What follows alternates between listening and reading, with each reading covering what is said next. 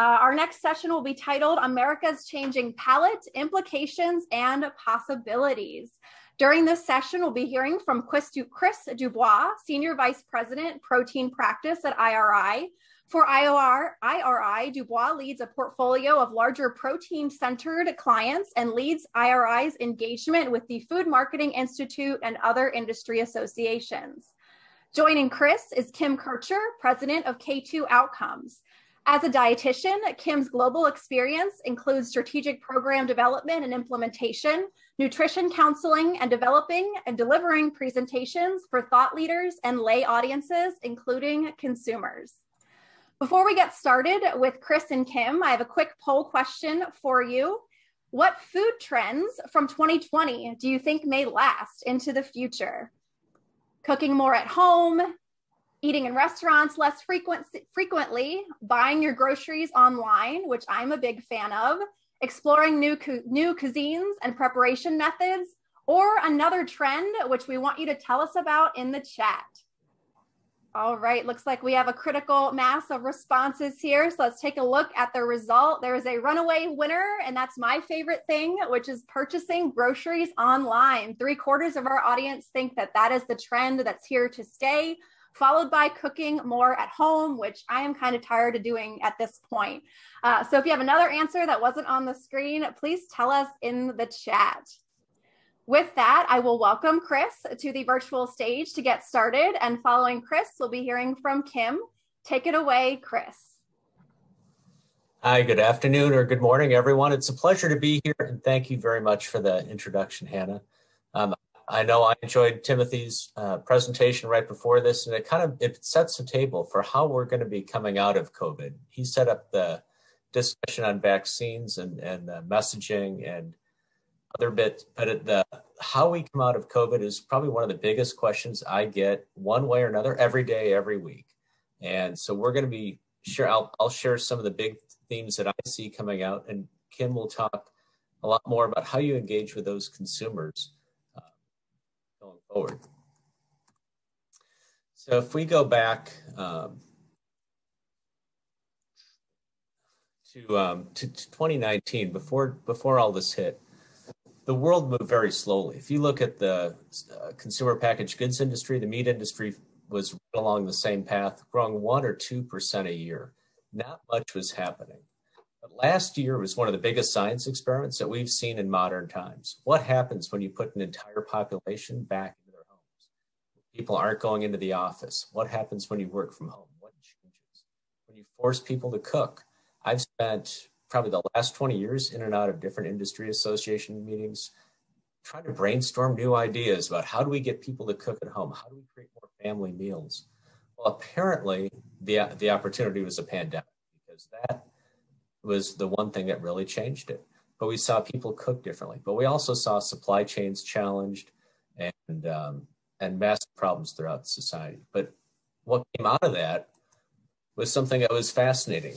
We saw the single biggest year of growth in the last multiple decades, double digits for total U.S., but also well into the teens for the meat department, and that just doesn't happen. If you think about a couple slides ago, usually it was very slow, but there are four big macro trends, things that I think are going to stay around for the next 3 to 5 years at the very least. If you focus on these as a marketer, or sales from a retail side, you will outperform your competition. You will grow faster than your competition, because these are 4 major changes that happened all in the course of the year. And 4 major changes typically don't happen. They happen really slow.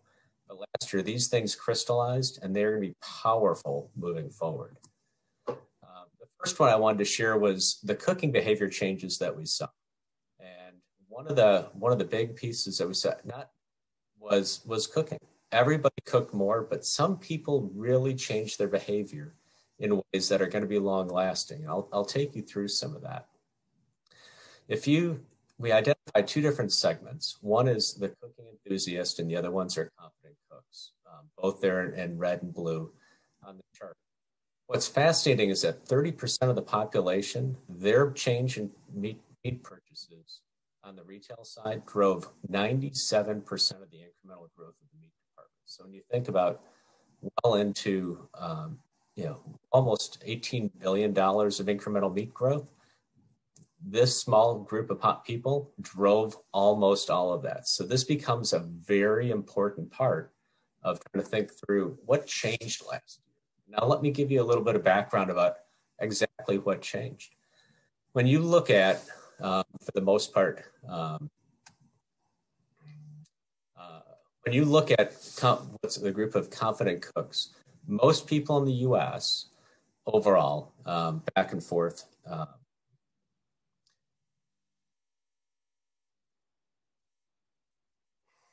most people in the U.S. on that side in the back and forth. Let me turn up the volume here a little bit. I'm hearing that the volume's just a little bit spotty. I'm hoping that helps. Yeah, you're cutting in a little in and out, Chris. I'm not sure if it's the volume or if there's anything else you can try to adjust on your end with your mic.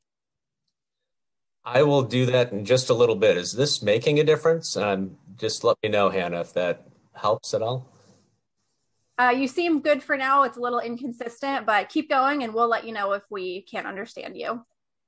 Okay, break in one more time because I can put in a different microphone. It just might take a couple seconds. The one thing to know about cooking behavior and how people buy meat is most households in the U.S. buy about 10 cuts of meat on average a year. Flavors will be a little different, but 10's the round number. And when you look at this group of people here, they moved from 10 to 18. In other words, they were big experimenters. They love to go try new different cuts of meat and seafood, and they used a combination of recipes to go do it. That's a major change. That's exactly the kind of consumer that a retailer wants. And that's that core 8%. If you look at the next group over,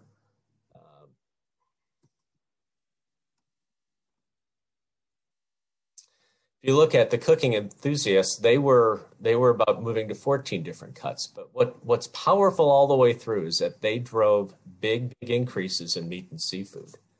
So instead of me describing them, let's have the consumer describe. We normally do a lot of takeout or eating out here and there, and we just have severely limited that. So I've gotten online, found a lot of new recipes for casseroles, tried new things out on the grill. Since COVID-19, I've been at home cooking a lot more because restaurants aren't open. And I've actually been trying, they're called lean and green meals. So I've been cooking with a lot of things like I tried palm lasagna, so made from like palm trees. I've been able to cook more of our big meals for lunch, which has been great. And it's allowed me to kind of work at a cheaper electricity rate and have a nicer meal at lunch and then a smaller meal at dinner. Having these fast-made things and stuff that we can make at home is much more, efficient and safer, and you spend less money. So I think it's really fun to go and hang out with people, make stuff that you've never made before and enjoy together. We'd normally do a lot of takeout or Great. That one of the powerful pieces is always kind of hearing that voice of the consumer, and overall, it backs up a lot of the things we've seen in the research. These are people that learned how to cook and learned how to do very interesting dishes, but they're likely to continue doing this. Once you learn that you can save so much money from bringing a restaurant meal home, you don't go back. And that message of bringing a restaurant meal home becomes very powerful. These are some of the demographics. No surprise that it's a little bit bigger households, but they do skew a little bit from the Asian, African, American, Hispanic side in very meaningful ways.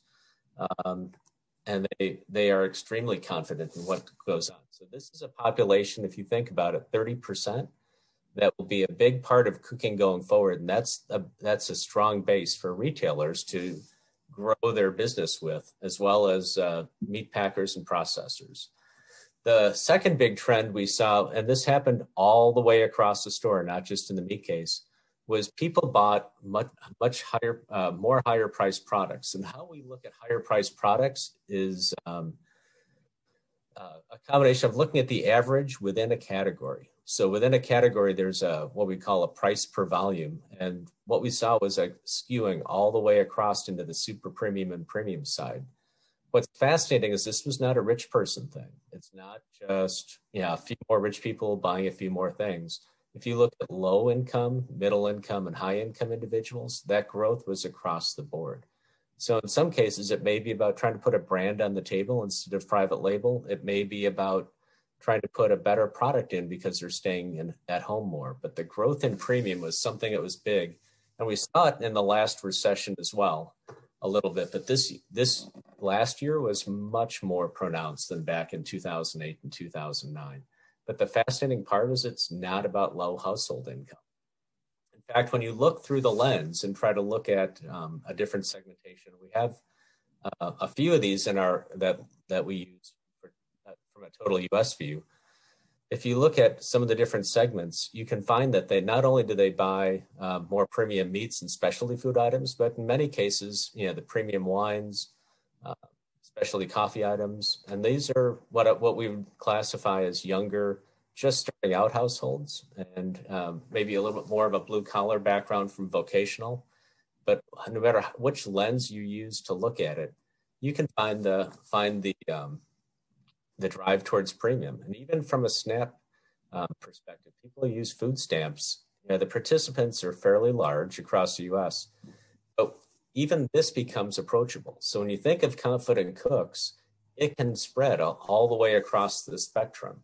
In fact, SNAP recipients as well, from a lower end side, will continue to cook. So that drive to premium may not pick up quite as much, but even all ends of the spectrum, you can find that growth and desire to cook. And here's what I mean by that growth in some of the categories. If you look at spices, luncheon meats, frozen meats, you can see the categories down the left side. We separated out the growth last year into the growth from increased shelf price, the increase from a reduction in promotion. In other words, we all sort of sat through that. We used to see products on promotion all the time, and all of a sudden there were a lot fewer promotions. So you're buying more product at full price. But the green part shows the difference between buying a lower price product in the past and now buying a higher priced product. And that mix shift, the drive towards premiumization across these categories and others, really explained a lot of the growth last year from a dollar side. In fact, 15% in spices and seasoning, which ties extraordinarily well back to meat. And again, from the consumer study, we did about 1,000 of these different interviews over the course of the last couple months, just trying to bring these things to life. But here's the view from several of them. We've tried Wagyu sizzlers. We've tried beef tenderloin. Also bought lobster tails, and also have bought some skirt steaks. These are new types of foods that we've tried prior to COVID because we are cooking meals 7 days a week at home. So trying to make things more like a restaurant atmosphere and having a nice meal at home. I've been cooking more at home because the restaurants haven't been open. So, we tried bacon wrapped filet. We made it on the grill. And it was really good, surprisingly. And we made sauteed mushrooms with it. So it was kind of like a restaurant experience in the sense of what it was we were eating, but it cost a third of the price, to be honest. I normally don't buy that expensive of a cut of meat. I usually just save that for when I'm going to a restaurant that offers it. But we've been doing it since we've been at home, and it's really been a nice splurge. We've tried. So what we find all the way through is that people have learned to bring that restaurant experience home, and they likely won't go back over time. It doesn't mean they don't go back to a restaurant, but they're going to continue to drive and look for the premium items. And you can see that across the meat and seafood cases, big numbers up, well over 14, 17%. The premium cuts really outperformed total meat and the average. And what we found was retailers that carried the more expensive meats, in this case, the example is USDA Prime, if they had it and their competition didn't, their sales grew over 10% faster, and it certainly grew faster than the total U.S. on that side. So, getting behind the premium business made a lot of sense last year. Going forward, we're going to see one of the biggest shift in meal occasions that we've seen in a long, long time. And part of this is coming from the change from working at an office to working at home. It Doesn't mean that all of us are going to continue to always work at home. But the fact is, we're going to see more work from home occasions increase. In fact, the U.S. government's expecting an increase of 3 to 4 times compared to 4 years ago. You're going to have, at the end of the day, 33 million lunch and breakfast occasions from home than you would have had at the office. If we see a shift continue like that, and while it's amazing, I think, from the perspective that you can begin to see the shift, but if you think about what that means from an innovation side, it's a really big deal. These are new opportunities to engage consumers with new innovations and new products. All right. So the other big platforms for innovation tend to be around home appliances. So air fryers have grown in sales massively.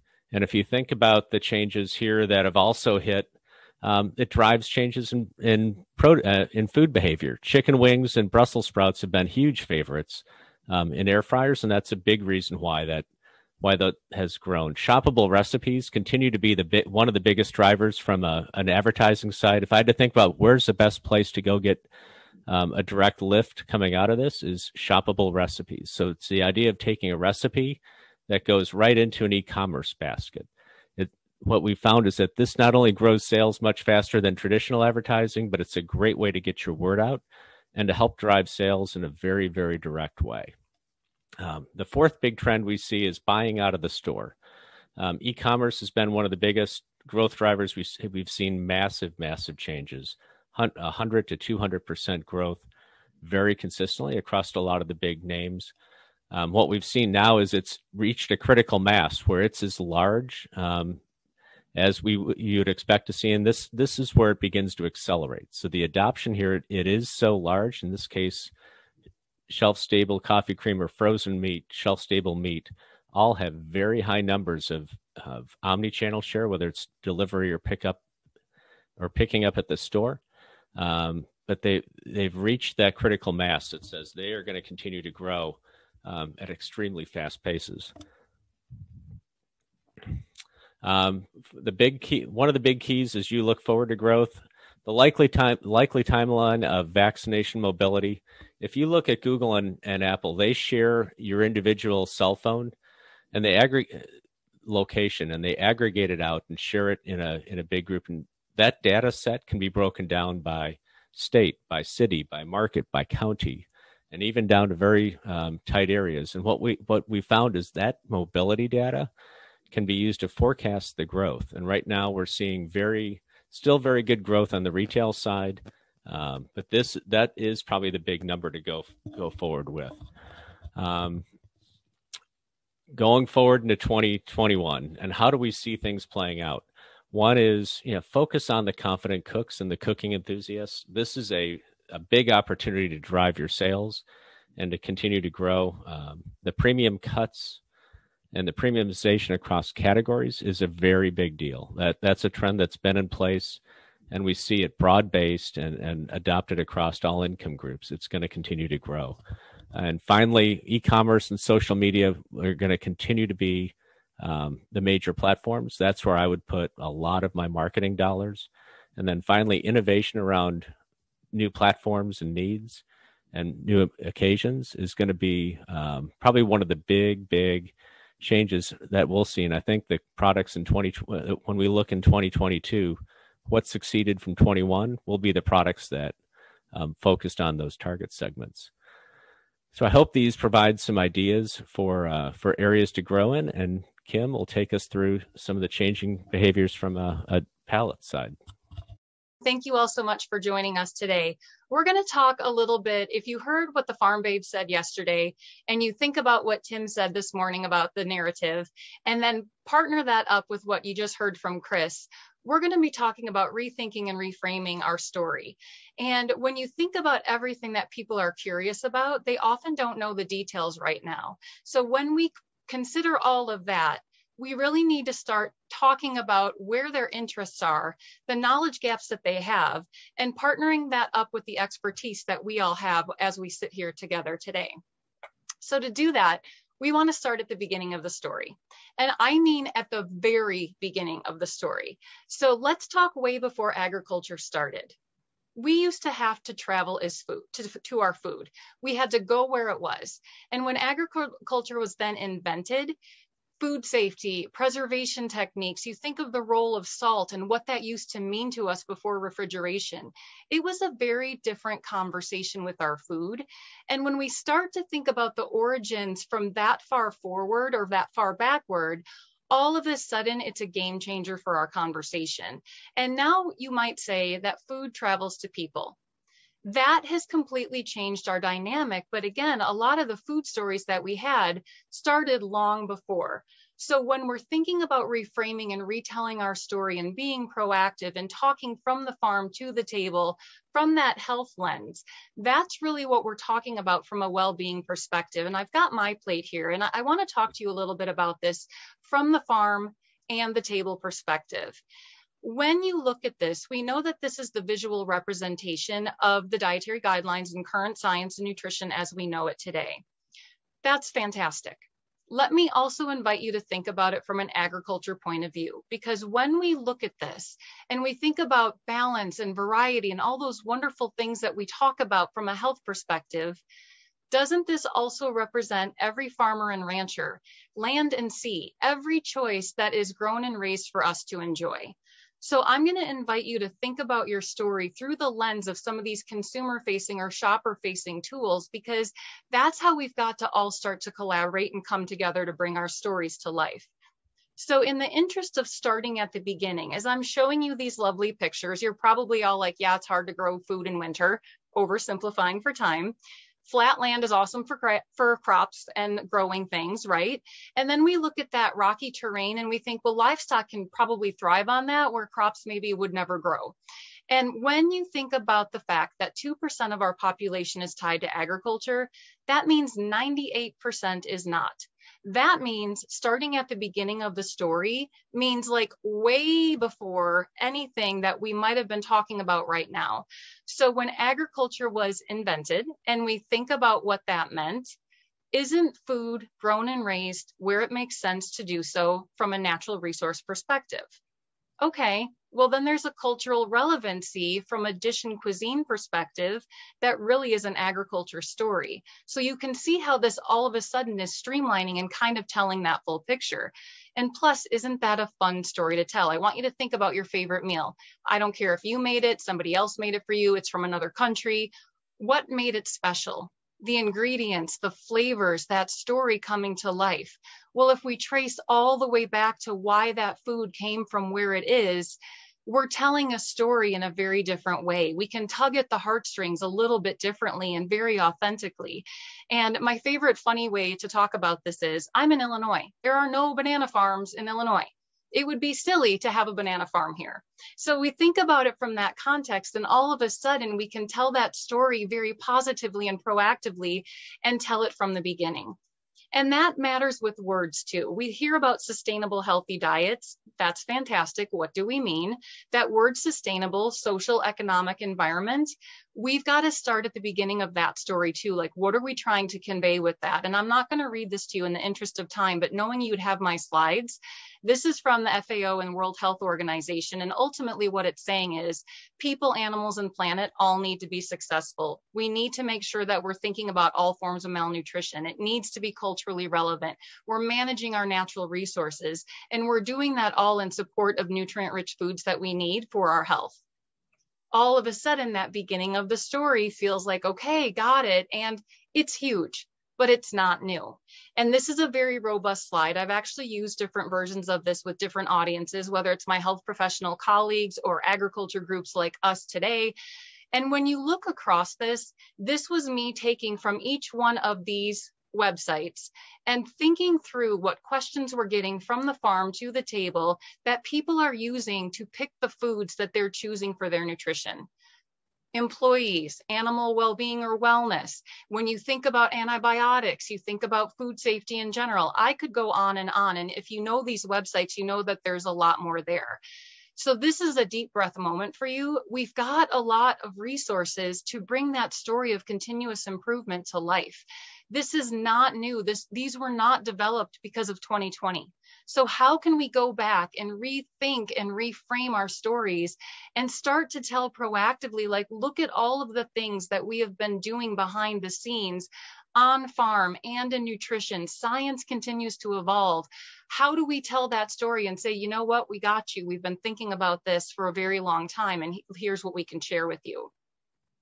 And it needs to be in the context of how people choose their food. Why do you buy what you do? Taste, convenience, price, cultural relevancy. The list is long, and yet those things were true before 2020. They're going to continue to be true too. And as a dietitian, I have this conversation a lot. If somebody's been told that they have to reduce their sodium, we start talking about herbs and spices. What's that going to taste like? How is that going to feel? And it's going to be delicious. Don't we have those conversations? And isn't that fun? And what about that time and convenience? How are we telling our stories through that lens of those purchase drivers that people are using to make their food decisions? And here's another filter that I want you to think about too. These are actually principles from the Dietary Guidelines that just came out in December. And I want to invite you to tell your story through this lens. I like to give people filters and focus because we could talk about a gazillion things from the farm to the table. But really, we want to meet nutritional needs through foods and beverages first. We want to make sure that we're enjoying a variety of options because we know those 5 food groups as we see them in my plate. They are representative of all the nutrition that we need to support our health. Awesome. And then we want to pay attention to portion size. So as a dietitian, I will challenge you to challenge me and say, you tell me a food that you think a person like me, a dietitian, is going to say, you can't have that. It's not going to support your health. I will never utter those words because when we think of the context of a balanced meal or snack, if we can have that authentic portion control conversation, we can fit anything in that a person may want to eat, and we can do it in support of their health and their individual goals. This is a snapshot from the Dietary Guidelines, and I wanted to share it with you because the words on your screen are how we health professionals talk to people about the different food groups. Fantastic. Here's all 5. They're all important for us. How do you tell your story about your products in partnership with seasonal fruits and vegetables? Grilling season is coming up. A kebab is delicious. What is the whole grain that's going to best be prepared with the cuts that you're buying? What is that full context of a meal? So really talking through that point of view, like how do we help them with their balance? It's not prescriptive. It's not avoidance. It's okay. This is what you want to eat. Here's how we're going to want to do it for making sure that we're supporting your health. And I'm sharing this from the CDC because it's not just me saying this as a dietitian. When we're trying to authentically resonate with our audiences, knowing that 6 in 10 US adults have a chronic disease and 4 in 10 have 2 or more, those recipes, those food stories that we're telling, someone needs to hear it through helping themselves or the people that they love and care about that they're preparing food for. How do we help them when they know that those nutrition choices are going to improve and help enhance their health if they know how to do that in the right way? So we tell the story of food. And here's my plate again, 5 food groups, every single food that a farmer or rancher, land and sea, it's all there for us. And that balance of nutrition is there too. So I want you to think about value and values. What are people getting for the dollars that they're spending and the calories that they're eating? And if you've got salt, sausage comes to mind, cheese, bread, what is the role? What is the functionality? And if it came into play before refrigeration was invented, let's pull back to that part of the story and contextualize it for people. Let's tell the story of why. And again, here's a health perspective. This is from the Dietary Guidelines. We could go on for a lot about all of this, but in the sake of time, the 2 red arrows, 75% of people are not getting enough fruits, veggies, and dairy. 90% are getting too much sodium. How can we tell our story about protein and help people meet their goals to match up with science? This is from my friends at IRI. It's a very robust slide as well. I want to draw your attention to the title. People are interested in reduced sodium. So remember that health context. People that we are trying to connect with have health on their mind. So it's not just health saying, oh, this is what we should be doing. Our shoppers, our consumers are interested in this. So what is your reduced sodium story? How can we tell that in an authentic and delicious way? This is another tool from the Dietary Guidelines. And again, I want to share these tools with you because we need to share our story through the lens of how people are being talked to from a health perspective. This is saying, you know what? We don't need to be perfect. 85% of the time, it's all about those nutrient-rich foods and those 5 food groups and the balance that we need. And then we've got some wiggle room for that piece of birthday cake, or there's more decadent things that mean so much to us as a people, but maybe they're not the most nutrient-rich foods. So again, I can challenge myself to take on whatever you say, and you know what? We'll figure it out. What do you want to eat? We're going to figure out how to do it. And this is another one. If you follow me on social media, or we have conversations, or thinking through the Farm Babe and thinking through all of the different conversations about changing that narrative, I want to draw your attention to those bottom 2 phrases and the words in bold in particular. There's that geography piece, the nuances of the land, the ingredients, the people comprising its heart and soul. Food is so much more than just the nutrients that it provides. And when we look at those most popular cuisines in the world, let's go back and look at our resources and make sure that we're resonating in those flavor profiles. And again, with the help of IRI, I wanted to show this to you, and do dig in and think about this. But what you're looking at is the different proteins, and then you'll see the different colors of the different spices, because you'll see those herbs and spices actually go with the different proteins. Let's look at what we're telling people from a recipe and flavor perspective, not only through the lens of what flavors they're looking for, which is what you're seeing with those different herbs and spices on the screen, but what meats do they go with? Does it go with fish and poultry too? How does that fit in with our fruit and vegetable profile? Let's really think about that, because if you've been down a spice aisle, we know that nobody's ever going to probably own every herb and spice. So from that taste and convenience and affordability perspective, what are the 5 to 10 herbs and spices that you feel are going to best profile your item in the context of a kitchen, that they're not going to go out and buy one thing for one recipe? So it's just a fun way to think about it. And then as we kind of roll into the Q&A for Chris and me, let me just draw your attention to another tool that is being used by shoppers to pick their food. The nutrition facts label recently got an overhaul, and it's not about product formulation, it's to reflect current science. So vitamin C is not being taken out of food, we know that. Potassium has not been added to food, but from a health and science perspective, potassium is now on the label. Well, did you know that most people don't realize that meat is a source of potassium? What is your nutrition story from a value perspective? What are people getting for the calories and the dollars that they're spending? Those green arrows, we've got an incredible story to tell from a protein perspective. Let's tell the full story and help people understand the full context of what they're getting in every fork that they're eating. And then when we look at this is also from the FDA. When I look at this 5 and 20 rule in the middle of it, I smile every time I look at this. I wish I could have taken the credit for inventing it, but I didn't. It's from the FDA. So again, this is how people are being talked to. This is how you can efficiently get in and out of the grocery store. Way before 2020, people wanted to do that at that point too.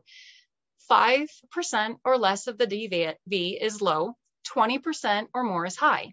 So if someone was told by their doctor that they need to watch their sodium, maybe that sodium number is around 5%, great. And if they need more fiber, maybe that's closer to 20, and those other positive nutrients below. What is your story through this lens? And it's not about perfect. You're never going to have all 5s and 20s, but if you've got something and you know that people are being talked to in this context, we've got to be able to tell our story about why that salt is in there. We've got to tell that story about what else pairs with it that's going to boost that fiber for that meal. So it's a really fun way to really just kind of rethink how we're telling our story. And if we think about that shopper who is going to become the consumer, they're really part of our team. They're part of the process. We have to have a two-way conversation. And really, ultimately, our goal is help them get that food item that they've chosen from the package to their plate deliciously, safely, and in a very smart way that honors what they're trying to do from a flavor and culture perspective. So Chris and I are excited to take your questions and kind of hear what's on your mind. And thanks again for joining us today. Hannah, I'm going to turn it back over to you.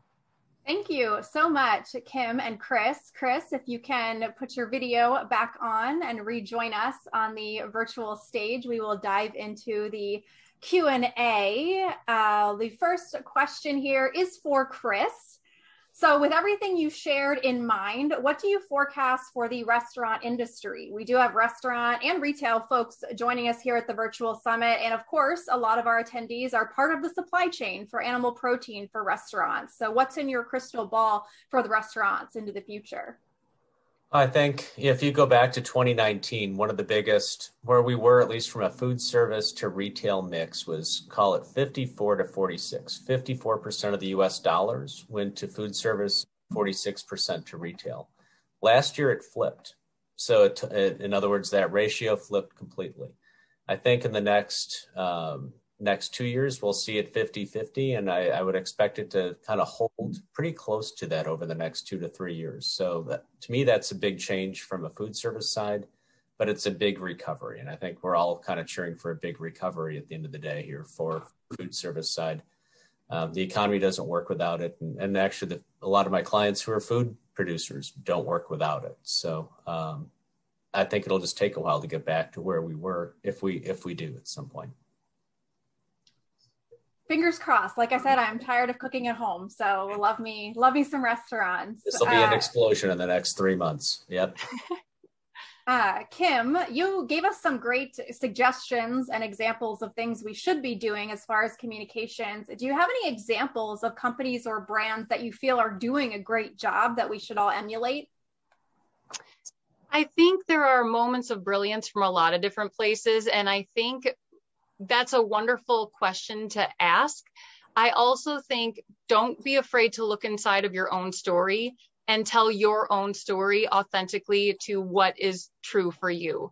And when I showed that slide about the reduced sodium, I think that's one of my favorite conversations to have, because when you look at the role of salt from that food safety perspective and what that used to mean for our survival, if that's something that's a conversation, that is one that I honestly haven't seen done in a way that would be brilliant to say, this is where it came from. This is why salt is in there.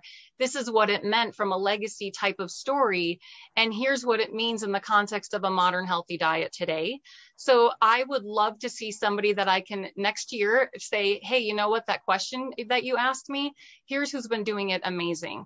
I will say, when you look at how MyPlate and the FDA are talking, if you've not checked out their Twitter feeds, those are two that are really good right now. And that's why I wanted to highlight the Dietary Guidelines and the Nutrition Facts panel, because when you look at what they've done, and full disclosure, I did a talk with them, but they've actually come up with these cute little videos that's like a runway. And it's kind of like a fashion, cute little thing to show what's new and what's now. And they've done some beautiful things. They've got some really nicely done presentations too. So if those are two that you haven't checked out, I would definitely do that. Excellent suggestions. For Chris, you didn't really talk a lot about meat alternatives, although a lot of those companies are claiming that their sales grew exponentially during the pandemic. Can you put that, do you have any data on that? And can you put it into context in comparison with meat, animal protein, seafood? Yeah, what we've seen is meat alternatives did grow really fast. I think our number, if you look in the last 52 weeks, it's probably about $1.25 billion. I mean, that sounds like a big number, and it is. It's just when you compare it to the U.S. meat industry, at least at retail, it's about 80 billion. And so the difference between a good sized number growing at, say, 14 to 17%, depending on proteins and things like that, the growth of the meat department just overwhelmed the incremental growth of plant-based. So plant-based is growing fast. It'll continue to be there. It's not going away, but it's still small, 1 to 2% of the meat case. So part of it is, part of the big key, I think, is just trying to figure out what's the right space for that in the meat case. It gets a lot of press, but it's 1 to 2%. So, expected growth, but let's not get too excited about what the total impact is compared to meat. I've heard Anne-Marie Rohrink, who I know does some work with IRI, she'll say, it's doubling a pinprick, but a double size pinprick is still a pinprick. So let's keep it into context with the broader scheme of things. Exactly. It could double for a long time and not get too big. So, and it won't double. long term. And that's kind of the next question here for both of you. Do you expect alternative proteins to have staying power? And if so, how should the animal agriculture and meat community be responding to that? I'll take a stab at that first. I think one of my big dreams, I'll tell all of you, is that it doesn't have to be an or. And I think when we look at the 5 food groups, and even when we think about it from a farm perspective, so many farmers and ranchers do more than one thing on their farm. They grow and raise more than one thing. And so that's why I wanted to rethink that My Plate from an ag and a food perspective. There's so much good that comes from each one of those that I really wish we would get out of that debate about it. And to your point that was just made by Chris, it's like, there's a place for that and that's fine, but that doesn't mean it has to overtake. So I think if we could try to look at that synergy on a plate as a positive thing, I think we'd have a much better conversation and be more positive, like Timothy was mentioning this morning.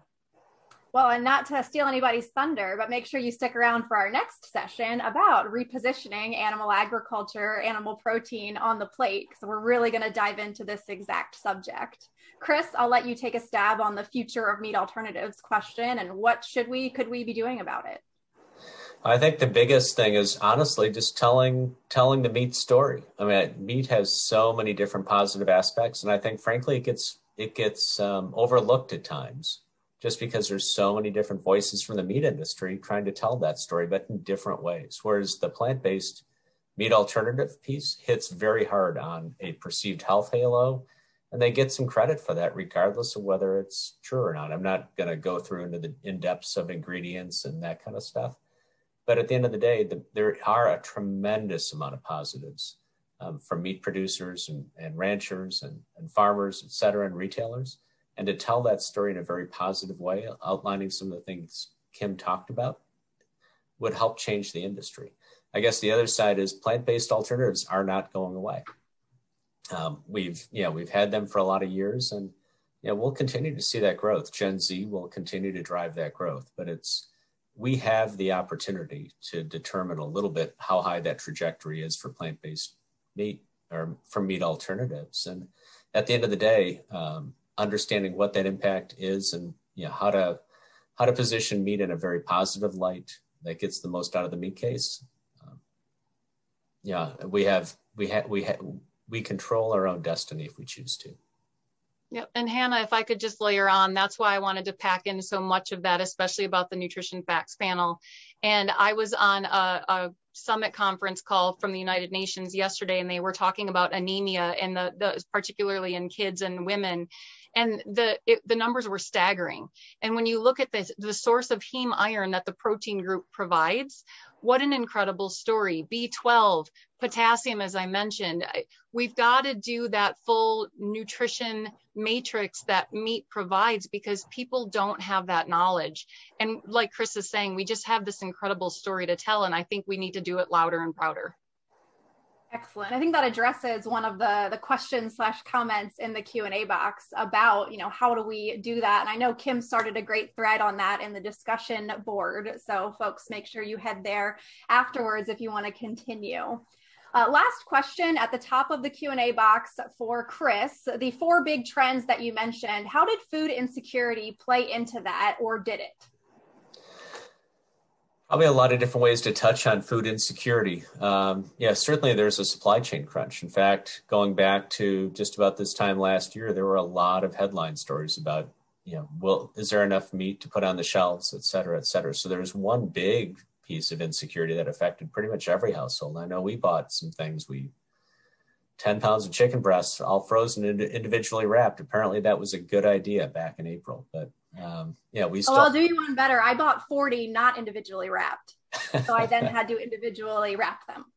Yeah, exactly. So, there were some things I'd probably regret, but I think we probably all did at some point. But at the end of the day, everybody made it through. So food insecurity probably changed a little bit of how much we purchased.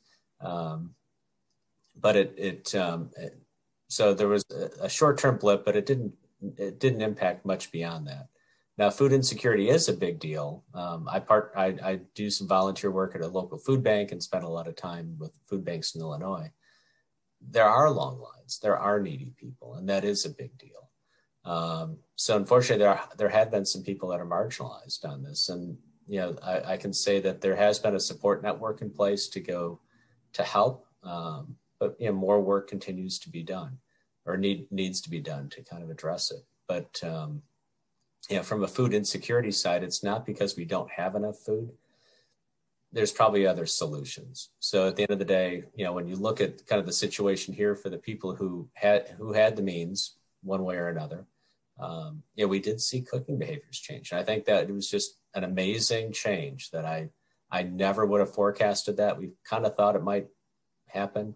But looking back in the data, what we saw was a wholesale change among 20 to 30% of the population. And that's a really big deal, for the industry moving forward, that there's a group of people that really are excited to cook and experiment. And you can market to those people. They want to buy your products. I mean, how exciting is that we see a change, and they're likely to continue to do it. Awesome. And to address the comment in the chat, I don't regret purchasing my 40 pounds of chicken breast. I actually did it again. So we worked through it for about 6 months, and then we bought more. So shout out to our broiler producers. Well, thank you all so much for this really great discussion. We appreciate you being here with us. I'll give you one final shot as we move on here. Any final thoughts that you didn't get to express, Chris or Kim?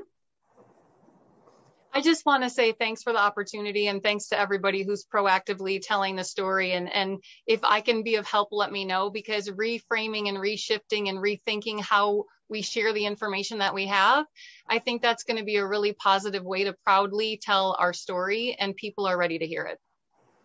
And I would just echo Kim's thoughts and just say thank you for the opportunity. I'm excited by the speakers here today, because I do believe it is up to us to tell our story and how we go forward and speak to consumers about the meat case and the power of the meat industry. And I think there's just so many good ideas coming out of it. It's exciting to be here.